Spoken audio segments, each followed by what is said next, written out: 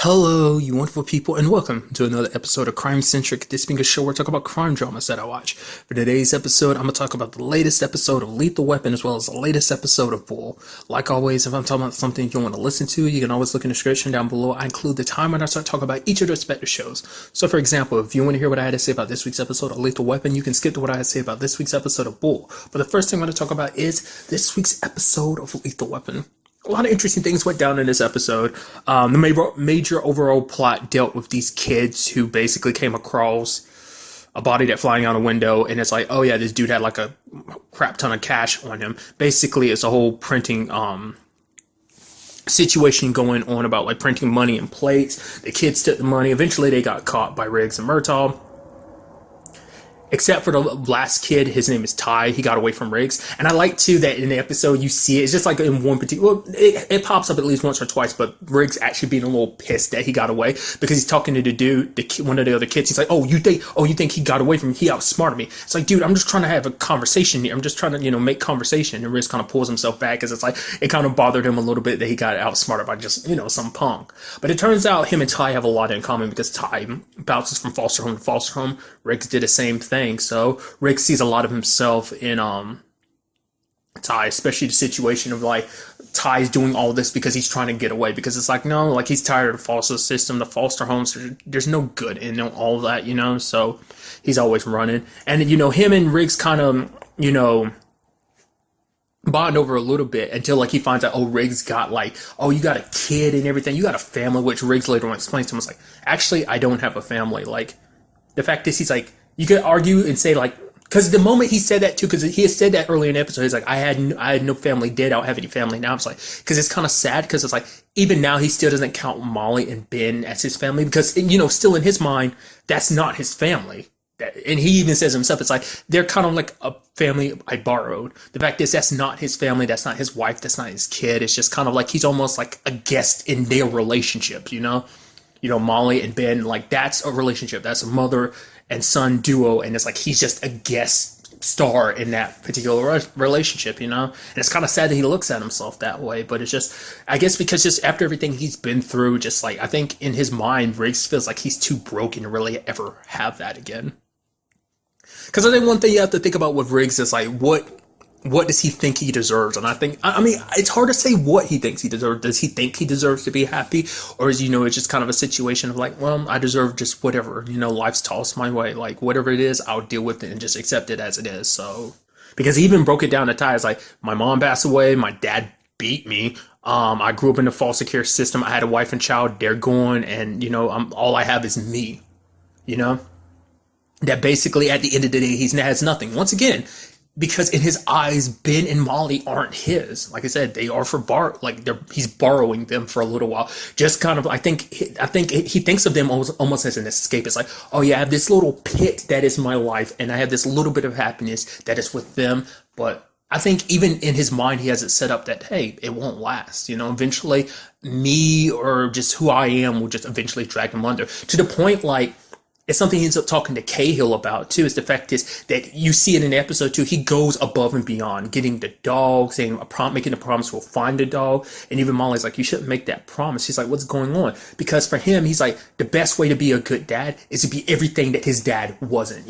That's his goal, and like trying to be a good dad for Ben. And it's one of those situations of like, he's trying to overcompensate because he's trying to be the best dad, not trying to disappoint the child. Because it's just, because I think he feels like he's letting Ben down if he lets him down, or if he feels like he's letting Molly down if Ben's not like happy all the time. It's just like, just for him, it's just kind of 0 to 100, because for him, it's just, he's trying, because he's overcompensating. Because I think maybe on some level, Riggs is actually maybe afraid that he'll end up like his dad, And part of me is actually scared of that too, that basically he'll ultimately try too hard and maybe a little bit of his dad will creep out of him and it'll scare the crap out of him. He'll be like, no, I have to stay away, which kind of comes up in the episode, but I'll kind of get to that soon enough. But it's just sad that he just, feels that way, that he has to overcompensate for that, Because the thing is, Cahill knows about the fact that his dad calls him. What I am curious called him, but I'm curious is, does Cahill know the full scope of the situation? Because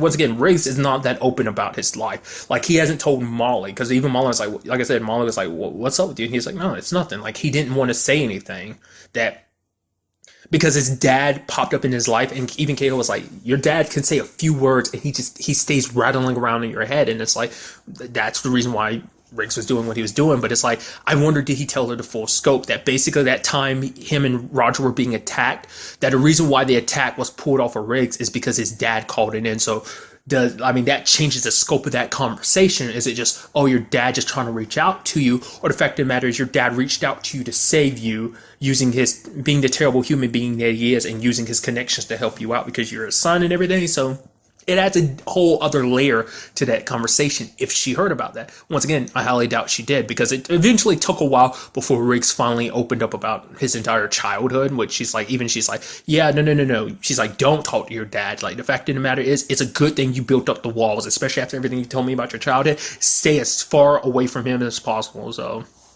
it was kind of interesting, because even Riggs was like, oh yeah, see, we agree on something, which is like not really always the case. And he was like, well, look at me, I'm fixed, but it's just like, I don't know. Like I said, the whole situation is just kind of sad, because we ended up finding out later on that the dog, like, Molly had to lie about it. She's like, yeah, the dog got ran over, but it's like, truth be told, it's like, I didn't want to tell Ben the truth that the dog's neck was snapped. It's like, who does that? And Riz gets the collar sent later on. The moment I heard the dog's neck snap, I was like, this is about his dad, isn't it? And turns out it is the case. He even goes to visit his dad at the same time pushing Molly away, for a multitude of reasons. Because when he goes visits his dad, his dad was like, oh, it was the only way I can get you down here. It's like, oh, we need to talk. Which I'm curious what he means by that. Either he's going to try and force Riggs into helping lighten his sentence, or it's like, oh, you're going to do this for me, boy, or something like that, Because I'm curious to see this dynamic going forward, because it's like his dad could push him around because Riggs was a little boy back then. Like, Riggs is a grown man now, and his dad might have some effect on him, but he's a cop and he's got a gun, and it's like, he even threatens him. He's like, I'm just saying this as a courtesy. The moment you get out of jail, I'm going to kill you. And his dad just kind of laughs it off, but it's like, holy crap. He's like, basically in Riggs' eyes, it's probably like, I couldn't pull the trigger back then, but I can sure as hell do it now. So, because I think, one reason to push Molly and Ben away is because it's like, he doesn't want them to get dragged into his craziness. It's just because, like, the fact of the matter is, this was just them reaching out to get his attention. It was just snapping. It was killing a dog, which is super messed up. But it's like, that could have easily just been like them. They were like a few steps away from being Molly or Ben. It's like, what's in Riggs' mind. So it's like, I'm gonna keep them far away. And I think that's also the reason why he did this too, because like, oh, I'm threatening my dad, and if my dad decides to send people after me, he can come after me. But the fact of the matter is, even at this point, even pushing them away, Molly and Ben will be still caught up in the crosshairs. It kind of sucks because, for Ben too, it's like he got close to Riggs, and it's just like he has his own situations with, his dad, Jake. And so now kind of having Riggs kind of up, out of his life again, it complicates things. Especially because, you see the bond he was forming with Ty in this episode, even setting up the whole situation of Ty staying with that family. Because even he was like, man, how do I know this isn't going to not work out? And Riggs is like, dude, the fact of the matter is, family is overrated. People don't tell you that. Friends, now that's what's important. But if you're lucky enough, those friends will eventually become family. And, he knows that more so than anyone, because the people around him, he surrounds himself with people who are his friends, are the only family he has. So, as we can see, like, his family life's not something you really want to kind of embrace. So he's embraced Murtaugh as his family, and everyone around him is family, the people that try to help him and the good in his life, so. But once again, it's kind of Riggs' process of like, kind of has a tendency to kind of tarnish everything around him, because once again, I do think that maybe on some level that's just what Riggs believes he deserves or something, So it's something interesting to think about. So I'm curious to see what that all means going forward, like, Riggs and his dad, the whole Molly, Ben, and Riggs situation. Also, kind of going back to the main plot of the episode, we had Ernie Hudson pop up, which Ernie Hudson's been in so much. But in this, he's playing a Secret Service agent named Peterson, which is kind of interesting. I think the last thing I saw Ernie Hudson in recently was APB, another Fox kind of crime drama show, which is kind of interesting that he's in this. But I was like, I like the fact that he kept underselling Roger at every point in time. It's like, oh yeah, anytime Roger has an idea, like, Peterson would make it seem like it was his and everything, just like, kind of making himself seem cool and special and stuff like that. It's kind of interesting because I think the entire, it wasn't until until the case was coming to a close that I was really like, even before the twist came that he was a bad guy, I had my feelings about it. I was like, huh. It's like, I was like, yeah, this case is closed, but it still doesn't seem like it's fully resolved. It seems like he's part of this whole situation. Because it kind of fit, because his whole character situation is like, oh, he talks about the glory days of like this and that. And even in the elevator days, like, past situations kind of make you a little jittery, like elevator situation. Like, he kept trying to relive the glory days, but also like how uncomfortable he was in the elevator. So basically I was like, oh, he's trying to relive the glory days, because I thought like that's all he had. Basically made a wrong investment, ended up losing all his money. The reason why was part of this whole situation. So that was just kind of interesting to me. I wasn't quite expecting that. I thought he was just going to be like, oh, up there kind of screwing around with like Roger and just kind of taking his ideas and thinking, kind of acting a little like narcissistic and self-important. But I think that was all kind of like to cover up the fact that he was doing nefarious stuff, At least that's how I look at it. So it's kind of a shame. It's kind of like, oh, come on, Ernie Hudson, don't be the bad guy. Come on, dude. Huh. It's kind of funny. I didn't even think about because I guess because Ghostbusters is never really a thing that comes to my mind. I'm not like the hugest Ghostbusters fan. I don't even know if I've ever seen any of the movies all the way through. So I think probably first thing probably comes to my mind is like The Crow. I think, the Brandon Lee movie, that's like the first thing I think that comes to my head when I think Ernie Hudson. I feel like for most people, it'd be like, oh yeah, Ray from Ghostbusters. But no, it's him and The Crow for me. But nevertheless. Also in this episode, we had the whole situation with RJ, which is kind of an interesting twist. Ended up meeting his roommate Floyd, and just like, oh man, it's like, is it Tuesday? It's like, no, you missed Tuesday. I always say that's kind of interesting when they reference day. Like, is that like a writing joke when it comes to TV shows? Like, oh, it must be a Tuesday, because the show's on the Tuesdays and stuff like that. I don't know if they always do that on purpose, or is that just some random thing? Dude, is that just kind of like something you have to slip in? Because quite a few shows do that. I wonder, is that just kind of a writing thing in Hollywood in general? Just kind of break the fourth wall a little bit without referencing. I mean, I don't know, but basically RJ started dropping his classes without letting anyone know, and I love that Trish and Roger kind of go back and forth, and they lose it at one point. Because usually Trish is like the more cool and calm, collected one, and Roger's the one that kind of exploded. He was about to do it, but Trish's like, calm down, let him explain. And then she kind of started exploding too. And then at one point they start talking about, oh, it's your fault for this. It's like, you did this and you did that, kind of like whose fault with this whole RJ situation.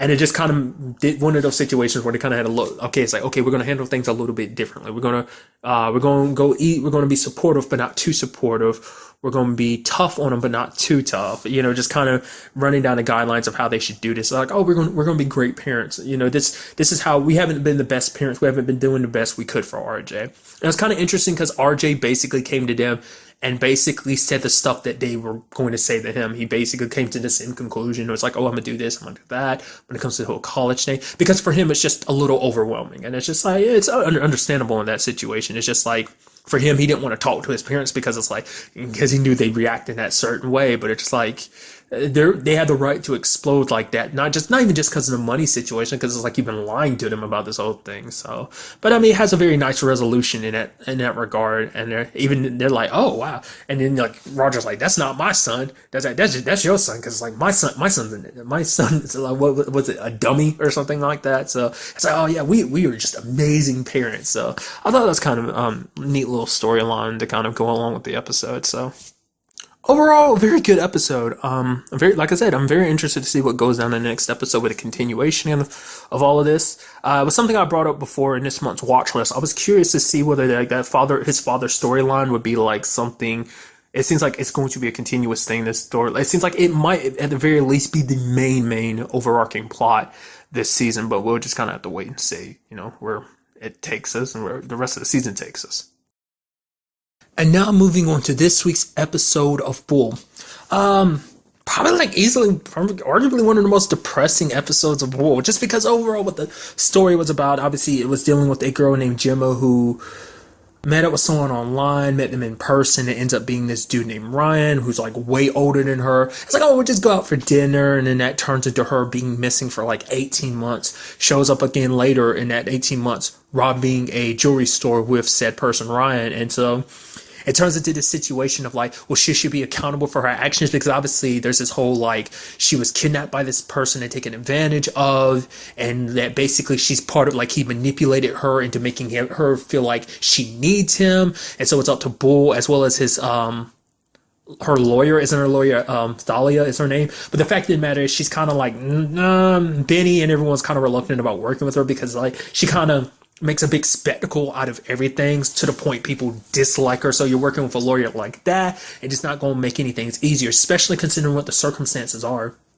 Gemma's back, but after her experiences, she's not the same person. She's tearing down a lot of the posters in her room. She's not really, like, at one point, she even tried to visit Ryan while he was in prison, to the point Bull was like, we kind of have to pull back, recall basically the bail they put out for her. And then it's like, and then like, you know, Gemma's like, how could you do that? You're supposed to be my mom and you're supposed to protect me and you're supposed to help me and you're doing this to me, you know? So it's kind of that tough love type of situation because it's just like the whole situation isn't making anything better because they try to get it so that they get two separate trials because it's like, oh, she's a victim in this situation, but like none of the evidence was present to really, it's just a feeling. It's just based on Bull's experience, you know, under these circumstances. And I don't know, it's just a sad story all around. Just you see her mom struggling with all of this, and it's just because Gemma is, you see Bull getting frustrated at moments because it's like why are you protecting him? You're not fighting for yourself. You're just going to let yourself kind of get swept up in everything.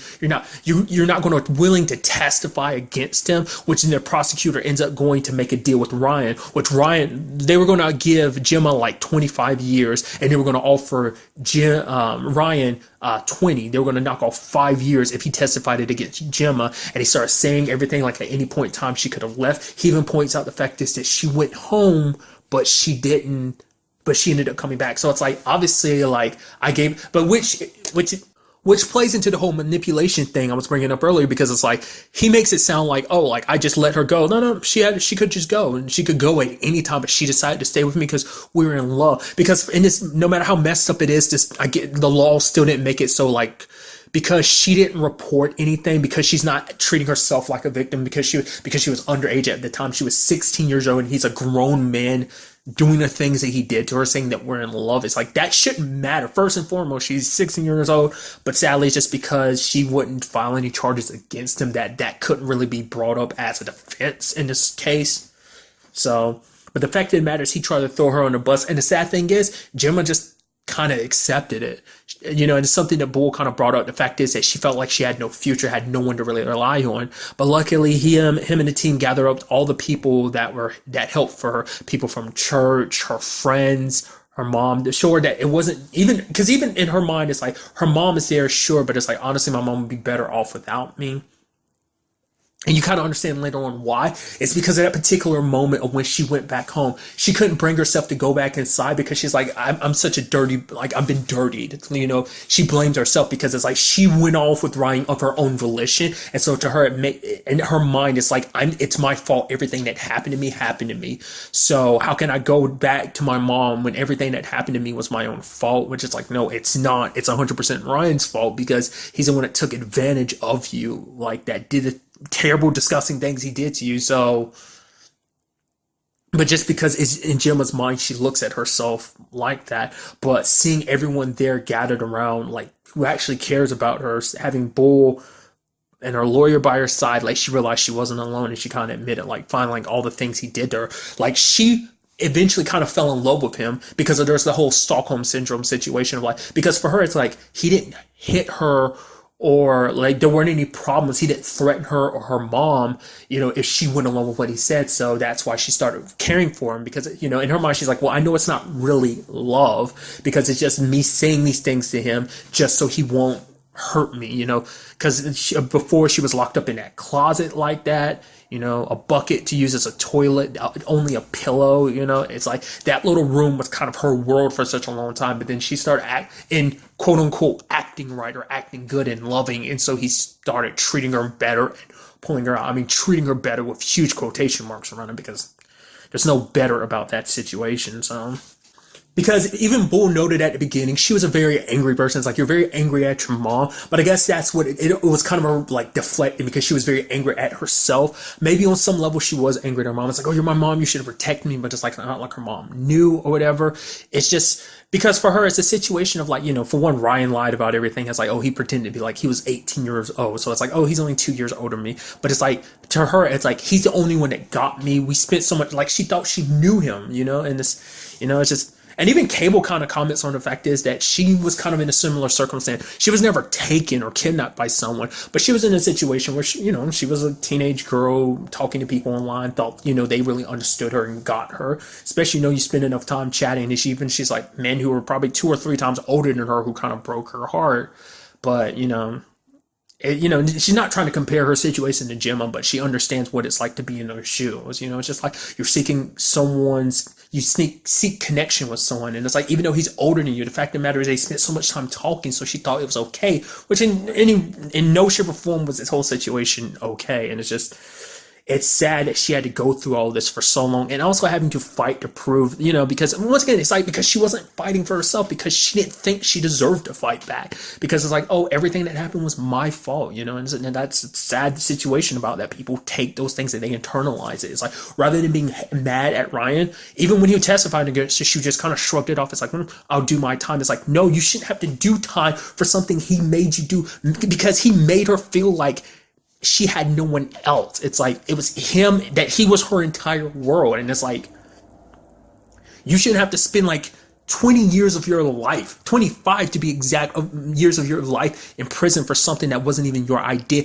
which he's twisting it and making it seem like it was your idea. It's like, oh yeah, I never wanted a gun and stuff like that. I mean, let's not forget what the first words out of his mouth was when they got arrested. It's like, don't say a word, don't say a word. But it's like, look, I guess in the grand scheme of that, and he's in court trying to pretend like he's like, oh, like, the victim or something like that. Because who's to say that eventually, like, if she didn't testify against him, which she eventually will, you don't see it, but eventually she kind of set up to eventually testify. Like, if you let him kind of get away with this, yes, he might still be going to prison for a while, but he's still getting a lighter sentence than you.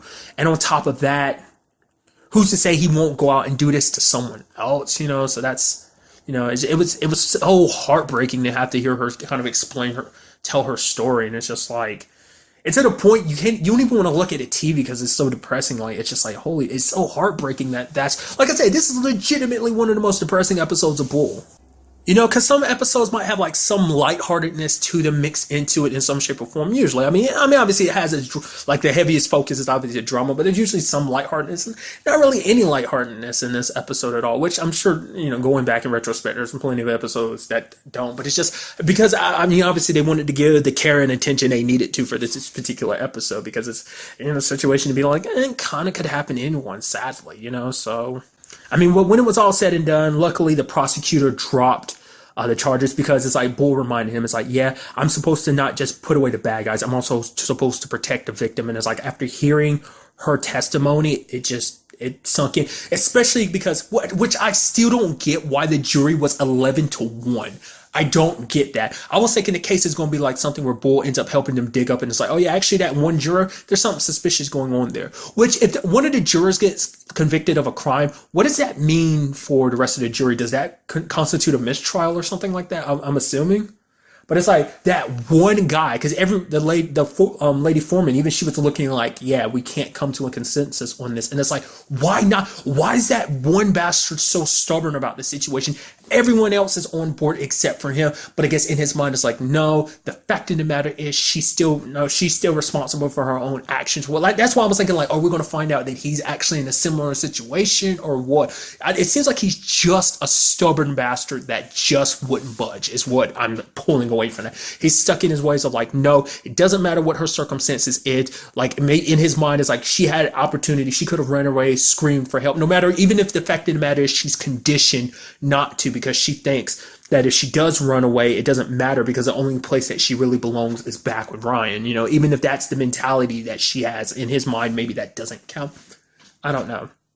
But then, luckily, the prosecutor was like, the fact of the matter is we had 11 jurors to 1. That shows me how, like, that these people believe Gemma. So it's like, I believe her too. So now charges going to be extra charges going to be brought up on Ryan. So it has a very nice ending because she's back home and everything. And I was like, but there was like, they were focusing on that a little more. I was like, okay, she's going to have nightmares from it or something like that. It's just not going to be 100% comfortable. Sadly, you see her turning on the computer at the end of the episode, and it breaks your heart because it's like, it's almost like the cycle restarts itself in a sense of like, basically, this isn't a situation you just, even after saying what she said, there's no guarantee that, things are going to be 100% okay. You're not just 100% okay.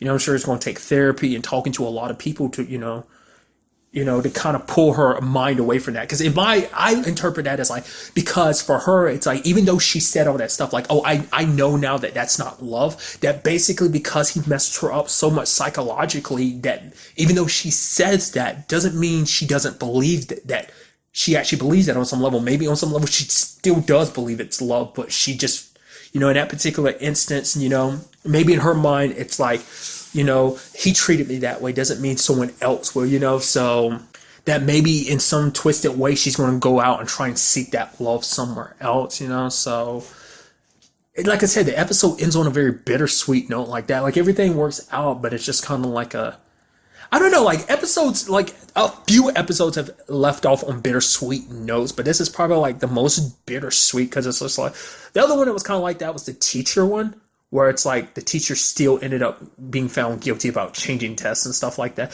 But ultimately she ended up getting another job. But this just, I don't know, it's just kind of a fucked up situation is all I can say. So, I mean, that's really all I can say about this episode. Like I said, it's just a super depressing episode in that regard. So, but honestly, that's really all I want to talk about in this episode. Sorry to kind of end it on a depressing note. Like I said, it's just, I don't know. It's not even an episode I feel right even leaving it off on some like, haha, like, heartier note or something like that. It's just, I don't know, like, yeah, it's just one of those episodes I feel like, just kind of, it's a bit depressing, but might as well just kind of leave it as that because that's just kind of the tone of the episode. So really, that's all I want to talk about. Till the next time we meet, be happy, be safe, light to the fullest, and enjoy it. Good day and goodbye.